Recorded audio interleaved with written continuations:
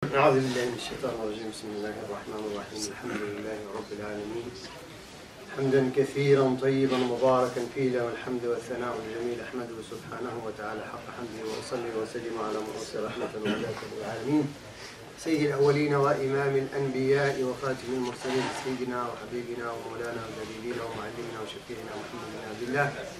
اللهم صل وسلم وبارك على سيدنا محمد وعلى آله ومن والاه، كما صليت وسلمت وباركت ربنا على آل سيدنا إبراهيم في العالمين إنك حميد مجيد. يا أيها الذين آمنوا اتقوا الله حق تقاته ولا تموتن إلا وأنتم مسلمون. يا أيها الذين آمنوا اتقوا الله وقولوا قولا سديدا يصلح لكم أعمالكم ويغفر لكم ذنوبكم، ومن يطع الله ورسوله فقد فاز فوزا عظيما. اللهم اجعلني وإياكم من الفائزين فضلا منك ونعمة.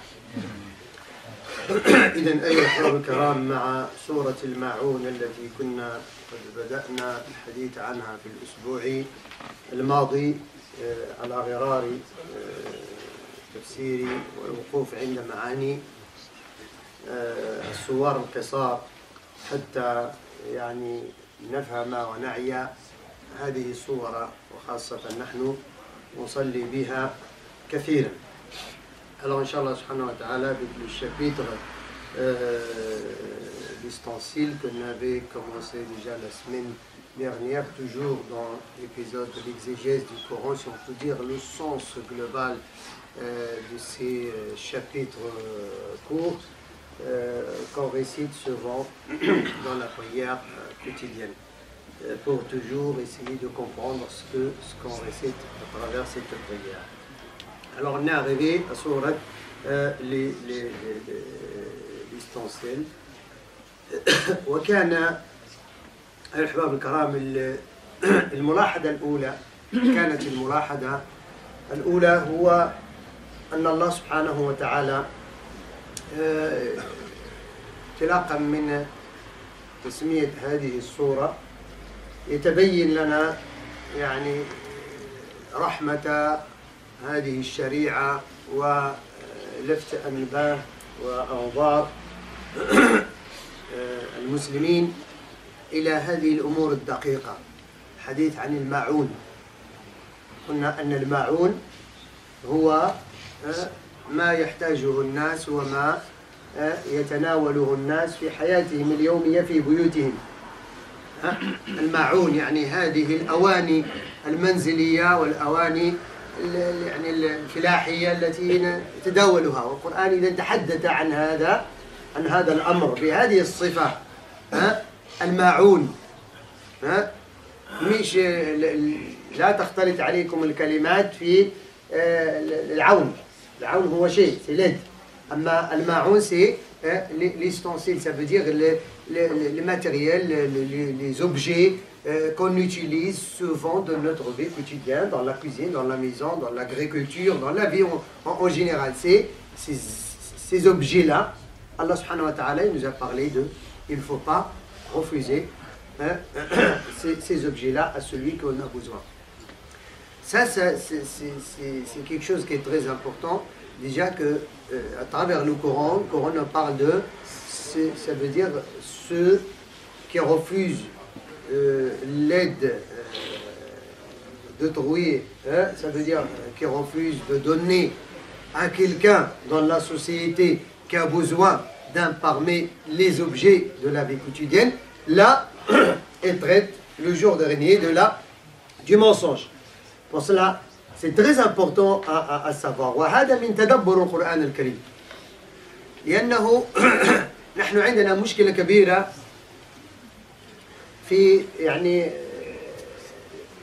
تلقينا لدين الله سبحانه وتعالى، بحكم أنه تلقيناه بهذه، اسمحوا لي بسذاجة، أنه وجدنا أباءنا يعبدون الله، يصلون ويزكون، هذه يعني يأتون بهذه العبادات، فأخذنا الأمر هكذا على عواهنه، في حين أن الأمر أكثر من ذلك. لكي نعيش ديننا يبد أن نتدبر فيه وفي دقائقه ومقاصده، وحتى نعلم يعني المداخل الحسنة لهذا الدين. Alors je ne cesse pas de répéter, ça veut dire cette problématique au sein de la communauté musulmane que nous, malheureusement, nous, autant que musulmans d'origine, on a trouvé nos familles, nos parents, comme j'ai déjà dit la semaine dernière, on a trouvé la religion dans la cuisine. Et parce qu'on a trouvé la religion dans la cuisine, ça y est, ça devient pour nous une sorte de tradition. L'essentiel, faire la prière, venir à la mosquée, voilà, tel événement, il passe insouciant. Mais dans nos pratiques, il y a un gros problème parce qu'on ne médite pas. Regardez, Allah subhanahu wa ta'ala nous parle de cette chose qui maintenant, si on peut dire malheureusement, une chose normale que l'un de nous, il peut mentir, il peut refuser l'aide à son voisin qui a besoin d'un parmi les objets de la vie quotidienne. Oui. Malheureusement, hein, aujourd'hui, on a du mal, par exemple, à prêter sa voiture, son vélo, sa moto à son voisin, s'il en a besoin. Oui, ça c'est un gros problème. Et par contre, ce verset-là, on le récite souvent. Hein? Allah il nous a cité. Alors j'ai fait un pas derrière pour ceux qui ne sont pas parmi nous la semaine dernière, qui nous rejoint. إذن أيها الأحباب الكرام هذه الصورة تبين لنا حقيقة تنزيل القرآن الكريم. Alors ce chapitre nous montre la vérité de la pratique religieuse, le vrai sens de la pratique religieuse. C'est quoi? Vois-tu celui qui traite le jour de la résurrection de mensonge? Ça veut dire celui qui traite le jour dernier du mensonge. Ça veut dire il ne croit pas vraiment comme il le faut au jour dernier. C'est qui? من الذي يكذب بالدين؟ يعني ربما نحن يأتينا الجواب من؟ الكافر، اليهودي، النصراني، الفلان، العلان، الماجوسي. لا، القرآن لا يتحدث عن هذا، إنما يتحدث عن أولا الذي يكذب بالدين. C'est celui qui repousse l'orphelin. Celui qui traite le jour dernier du mensonge, c'est celui qui repousse l'orphelin. Il refuse d'aider l'orphelin. Il n'a pas une intention vis-à-vis de l'orphelin.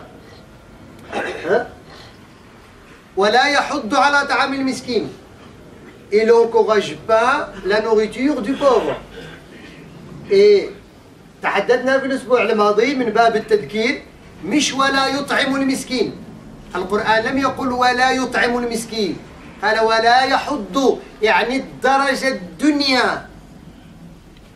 لو قال القرآن الكريم لو قال ولا يطعم المسكين لقلنا سيعفى كل من ليس لديه بما يطعم المسكين. ولكن الله لكي يجمع مسؤولية المجتمع كله، فإن لم يكن لديك بما تطعم المسكين فعليك أن تحض غيرك ليطعمه. Alors, et celui qui n'encourage pas la nourriture de l'orphelin, du pauvre, Allah il n'a pas dit et celui qui n'aurait pas le pauvre. Parce que si jamais il nous a dit celui qui n'aurait pas le pauvre, hein, et traite le jour dernier du mensonge, on va dire alors ceux qui n'ont pas de quoi nourrir le pauvre, ils sont sortis de cela. Mais non, Allah il parle de la société. Si tu n'as pas de quoi nourrir le pauvre, tu dois encourager ceux qui ont de quoi nourrir le pauvre de le faire. Si tu ne l'as pas fait, toi aussi tu es parmi ceux qui traitent le jour dernier du mensonge. Parce que tu n'es pas un élément actif dans la société. Tu es un maillon faible. Il ne doit pas être dans la société musulmane. Il faut comprendre le Coran ainsi, chers frères, chères sœurs. Comme ça, tu te trouves là-dessus. Il ne faut pas toujours dire, non, là, ça ne s'adresse pas à moi. Al-Qur'an, la yukhatibuni, ana ma indi shay. Là, wallah, yukhatibuka al-Qur'an. C'est comme si, ce verset-là, c'est comme si on venait de le recevoir. Parce qu'on commence à chiffrer maintenant ses objectifs, à dévoiler ses finalités. C'est ce qui est important. Il faut réagir avec le Coran ainsi, chers frères, chères sœurs. Et ici, وهنا لا يحض على طعام المسكين هو من باب الأولى فقط. بمعنى أنه لا يحض على فعل الخير عموما، فعل الخير عموما. لذلك تعرفون سيدنا عمر بن عبد العزيز رحمه الله، حفيد سيدنا عمر بن الخطاب خامس الخلفاء الراشدين، تعرفون كان في سنتين نزل هذه الآية تنزيلا، هذه السورة. سيدنا عمر بن عبد العزيز le petit-fils du Omar ibn Khattab radiallahu anhu, le cinquième calife, il a vraiment mis en pratique d'une façon évidente ce chapitre. Au bout de 2 ans de gouvernance, 2 ans, même moi, oui. كان في بيت المال عمر بن عبد العزيز رضي الله عنه حينما يجمع الزكوات والكذا فيقول لا أريد فقيرا في دولة المسلمين. Je ne veux pas de pauvres. Ou bien un orphelin dans le besoin. Au bout de 3-4 mois, il a reçu les messages des provinces, des préfets, et ainsi de suite, qu'il n'y a plus d'orphelins. Il n'y a personne qui accepte, il n'y a plus personne dans l'État. Et l'État à cette époque-là, c'est min al-Iraq ila al-Sind ila al-Hind. C'est pas le Maroc, Tunisie, une petite bande. Non, un territoire assez large. Il n'y a plus de pauvres. قال أقضوا الدين عن المدينين. Tous ceux qui ont endetté, rembourser leurs dettes. L'État, il rembourse les dettes de ceux. Il ne veut plus quelqu'un qui se sent faible dans la société qui est endetté. Au bout d'un moment, il n'y a plus. قال زوجوا العزاب. Je veux plus de célibataires dans l'État.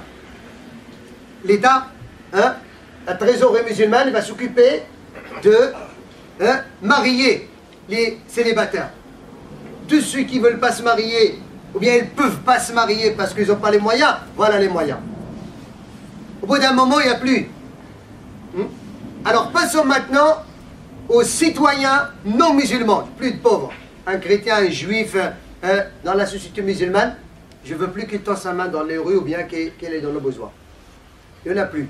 Au point qu'un قال انطروا القمح والدقل في جبال أرض المسلمين حتى لا تعيش الطيور في جوع في بلاد المسلمين.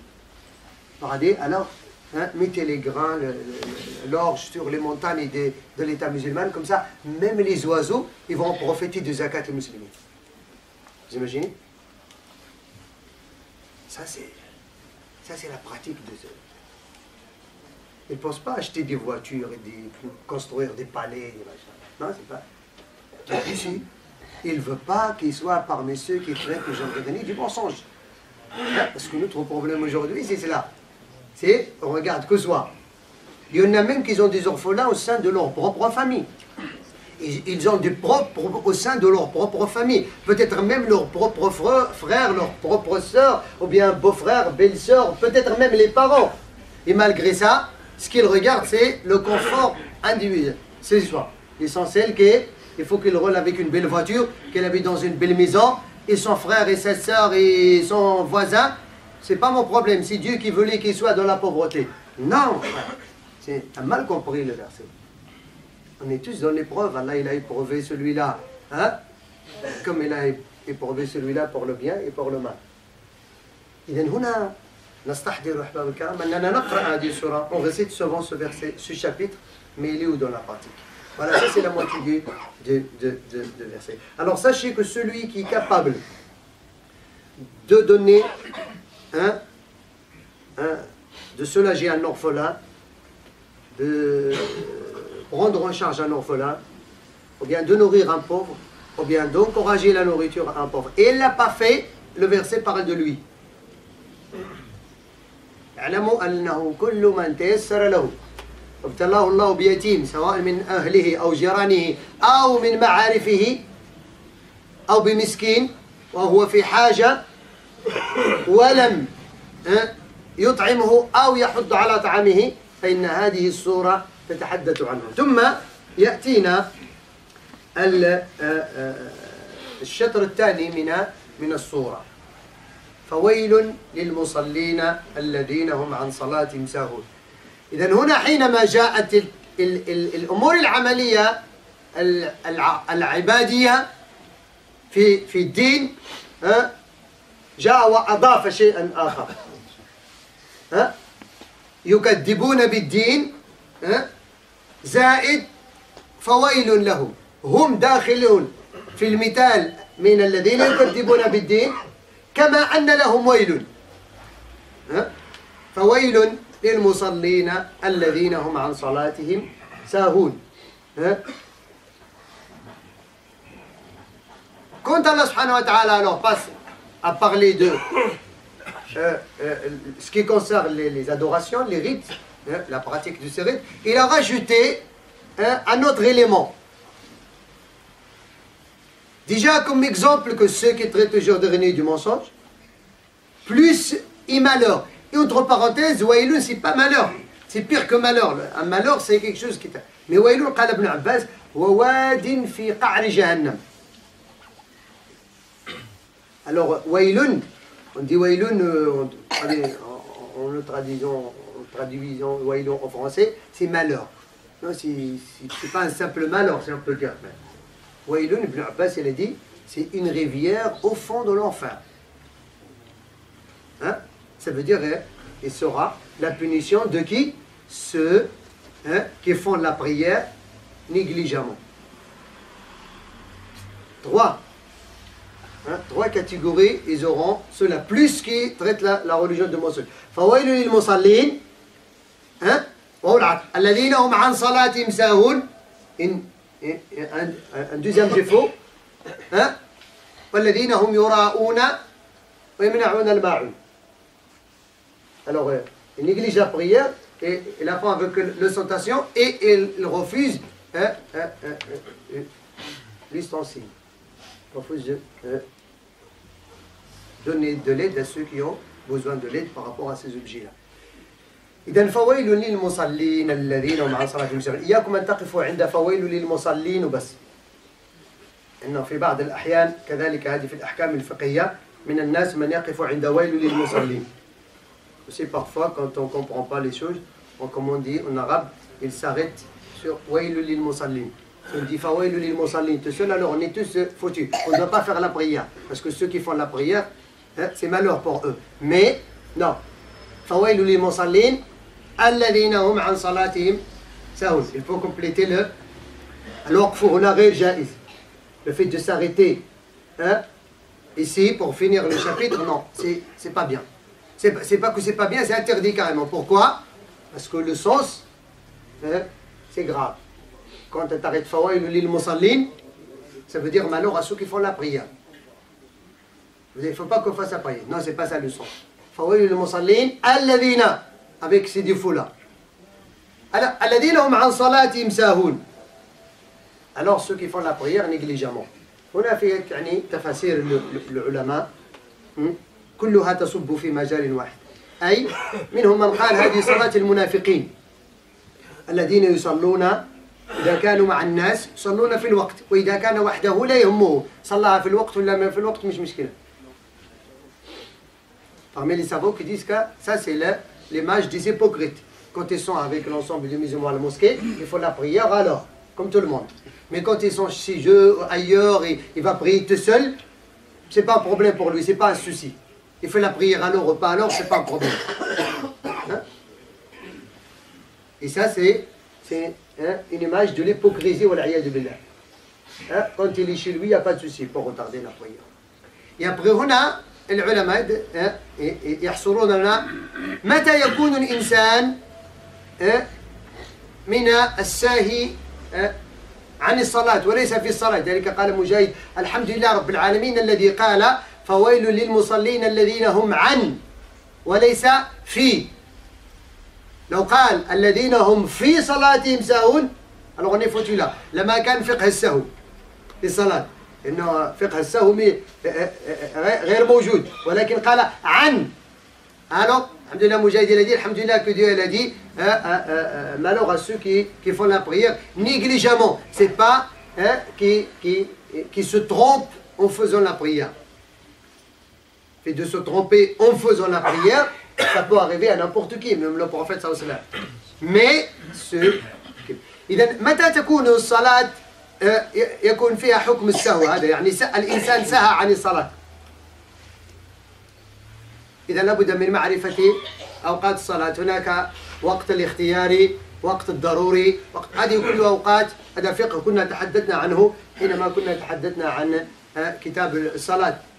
Alors ça c'est la jurisprudence, on avait parlé déjà de le règlement de la prière, c'est il faut connaître les horaires de la prière pour savoir le début de la prière et la fin de la prière. Et il y a le temps, comment dirais-je, on a le choix, hein, surtout si on va faire la prière tout seul, et le temps obligatoire, il ne faut pas le dépasser.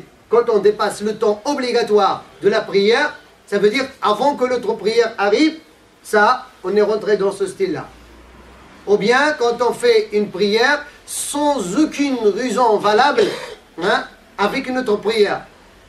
Alors d'une autre prière. Parce que chaque prière a ça, hein, un temps déterminé. La prière est prescrite avec un temps déterminé. Subh, il a un temps du début et un temps de la fin. Dor, un temps du début et un temps de la fin. L'asr, ainsi de suite. Et entre les deux, tu dois faire ta prière. Et le meilleur, c'est de la faire dès que l'heure arrive, à part s'il y a une raison. Et on peut rassembler entre les deux prières qui partagent le même temps de la journée et de la nuit, Dor el-Asr, el Maghrib el-Isha, pendant le voyage, pendant la maladie, pendant le travail, pendant une raison valable. À part cette raison, fais attention, il peut, hein, tu rentres dans le trait rouge de Dieu subhanahu wa ta'ala. C'est hudud Allah, les limites de Dieu subhanahu wa ta'ala. C'est lui qui a, hein, donné ses horaires, et toi tu violes ces horaires, alors tu fais la prière négligemment. Et ça, je ne vais pas rentrer, seulement je vais rappeler un seul hadith pour voir, alhamdulillah, rahmat al-islam. Le Nabi sallallahu alayhi wa sallam يقول لنا فيما أخرج الإمام الترمذي إنه ليس في النوم التفريط إنما التفريط في اليقظة فإذا نسي أحدكم صلاة أو نام عنها فليصليها وقت ما ذكرها أو وقت ما استيقظ. Alors le Nabi sallallahu alayhi wa sallam dit que ليس في النوم أو في النسيان التفريط. Quand la personne a oublié, ça peut arriver, ou bien elle a été prise par le sommeil, ça ne rentre pas dans la négligence de la prière. Mais ce qui rentre dans la négligence de la prière, quand la personne il est conscient, il peut faire la prière alors il l'a pas fait. Mais surtout aussi, il ne faut pas en profiter de hadith, de dire oh, alors tant que le prophète il a dit que le sommeil c'est pas une raison de négligence, il faut aussi prendre ses précautions. Je ne peux pas dire moi, alors, alhamdulillah, bah, c'est bon, je me réveille à 10 h du matin, le prophète lui-même il avait dit que le prophète il nous a dit que le fait de ne pas faire la prière à cause du sommeil, c'est pas une négligence, non. Il faut que tu prépares ton réveil, tu prépares tout pour se réveiller, pour faire la prière, hein, alors, oui.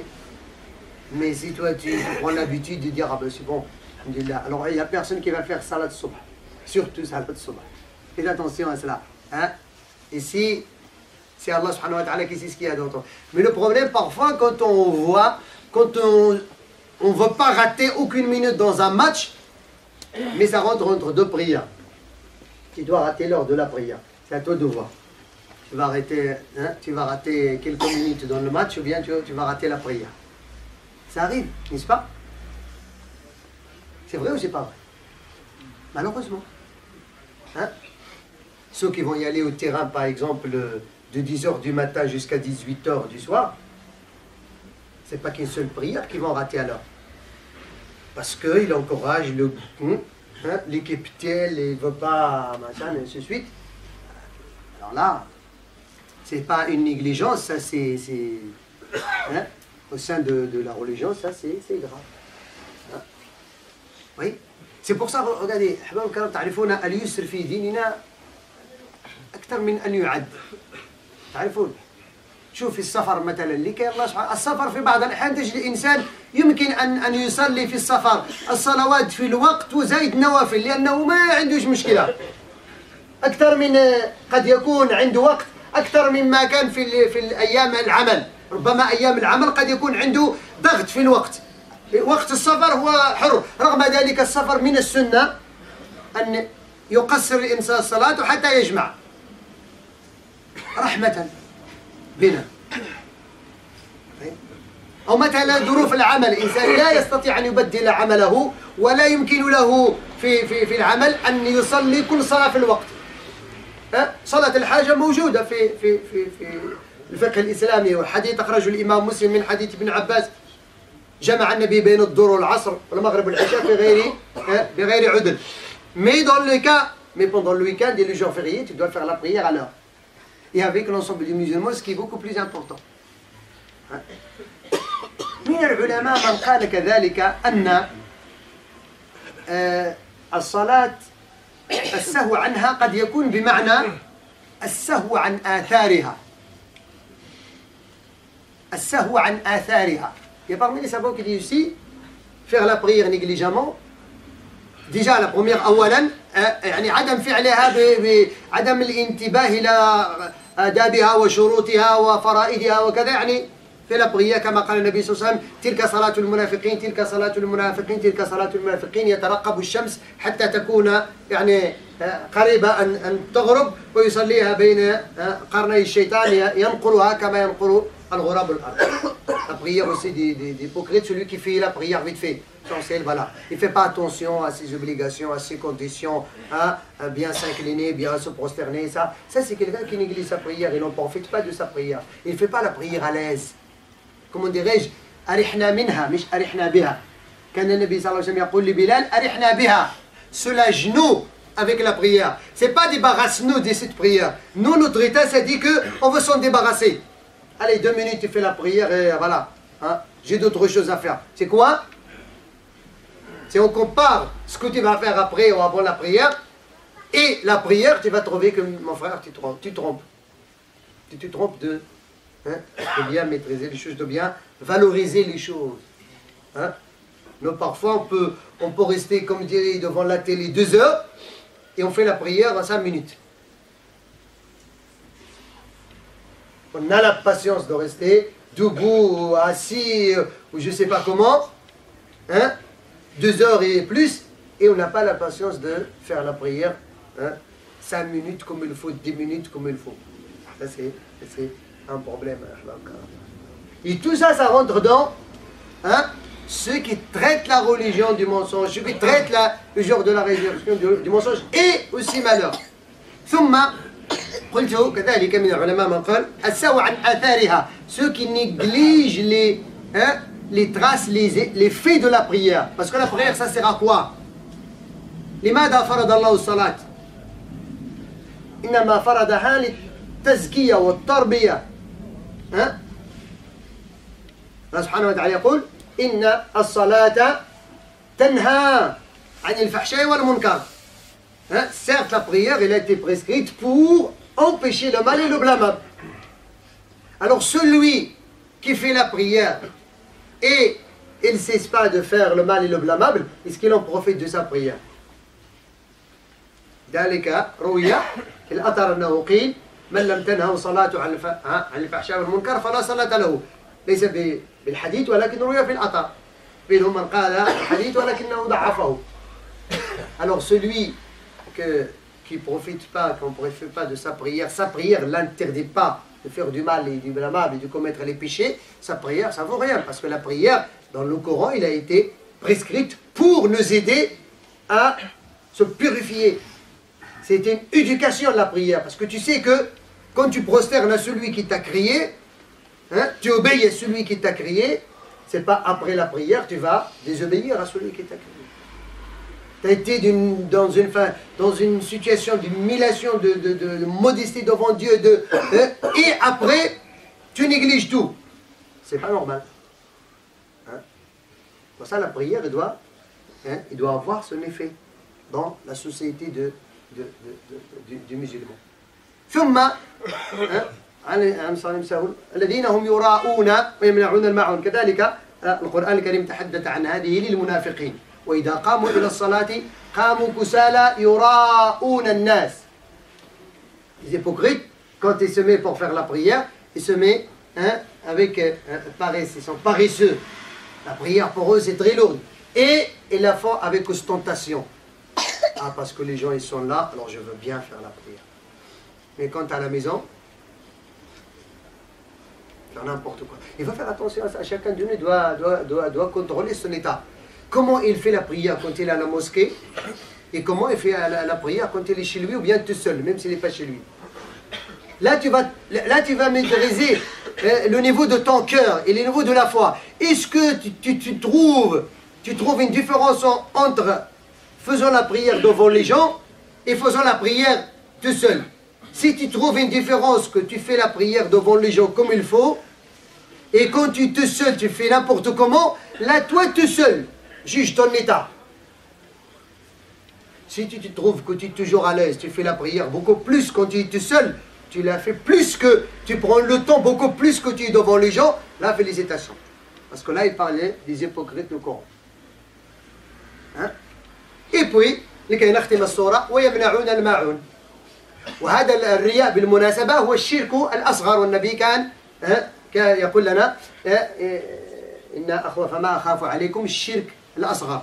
La chose que le prophète sallallahu alayhi wa sallam a peur de cette communauté, c'est pas d'adorer les idoles et les statues, c'est plutôt la petite association.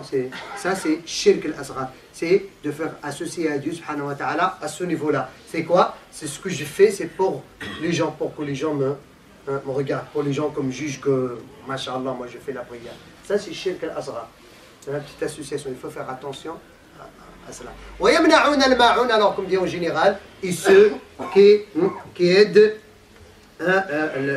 qui refusent l'ustensile, qui refusent de tendre la main à autrui, qui que soit autrui. Il a besoin de quelque chose, regardez, il a besoin d'un simple matériel. C'est pour ça le Coran il a fini ce verset-là comme quoi, dans la société, il faut que ça sera une société de fraternité, de solidarité, d'aide, voilà. C'est pas une société d'égoïsme, chacun pour soi. Hein? Comme je dis, moi j'ai ma belle vie et les autres c'est voilà, c'est Dieu qui. حتى لا نقع في سورة الياسين حينما يقول الله سبحانه وتعالى وإذا قيل لهم أنفقوا مما رزقكم وإذا قيل لهم أنفقوا مما رزقكم قالوا أنطعم من لو يشاء الله أطعمهم إن أنتم إلا في ضلال كبير. Quand tu leur de dépenser de ce que Dieu subhanahu wa ta'ala leur dit, les hypocrites disent pourquoi c'est nous qui va nourrir ceux que celui si Dieu subhanahu wa ta'ala veut leur donner. C'est pas à nous de nourrir ceux qui veulent Dieu subhanahu wa ta'ala leur donner. S'il ne veut pas Dieu leur donne, alors je ne peux rien pour eux. Non, il ne faut pas comprendre les choses comme ça. لذلك دائما أقول لكم ليس لأن الله يحب فلان أعطاه من متاع الدنيا وليس لأن الله لا يحب فلان لم يعطيه من متاع الدنيا إنما هذا وذاك في ابتلاء.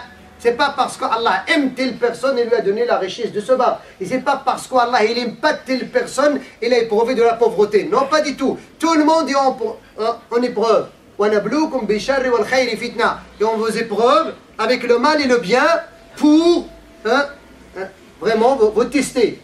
Pour voir est-ce que celui à qui Dieu subhanahu wa ta'ala a donné ce bien, il va faire du bien pour la société, pour la communauté, pour dans le sentier de Dieu subhanahu wa ta'ala. Alors méfiez-vous de ne pas refuser l'aide à celui qui en a besoin tant que vous êtes capable. Celui qui est capable d'aider, et je dis bien d'aider, quel que soit musulman ou non musulman, même un animal. Si vous voyez qu'un animal il a besoin de votre aide, aidez-le. Et les hadiths ils sont clairs là-dessus. Vous connaissez le hadith de celle ou bien de celui qui a aidé un chien, il lui a donné à boire, et le chien il l'a remercié, Dieu il lui a pardonné. C'est un chien. Alors au lieu un être humain. Quelqu'un quand il top, لذلك تعرفون حتى الصدقة مثلا هي أقل من في درجتها من الدين. النبي قال قرأت في كرسي العرش أن الصدقة أن الدين ب18 مثل والصدقة ب10 أمثال. Quand quelqu'un a besoin de l'aide, besoin de ta voiture, il a besoin d'un matériel, je sais pas, dans le bail, besoin d'une marmite, il a besoin je sais pas, d'une chaise. Et tu peux lui donner, ton voisin, il a besoin parce qu'il a dit, il va recevoir des gens, il a besoin de ton canapé, il a besoin de peut-être de ta maison même, de lui prêter ton salon, voilà, une nuit pour qu'il reçoive les gens, et tu peux le faire et t'as refusé. Tu rentres dans le... Avancez un petit peu à l'heure d'Alikum. Hein? Il faut faire attention à cela, jazakumullahu khair. T'as besoin, ton frère a besoin de toi, il faut que tu sois au rendez-vous. Allah al-Qadir, يوفقنا وإياكم في خير، من الرشاد والسعادة، والحمد لله رب العالمين.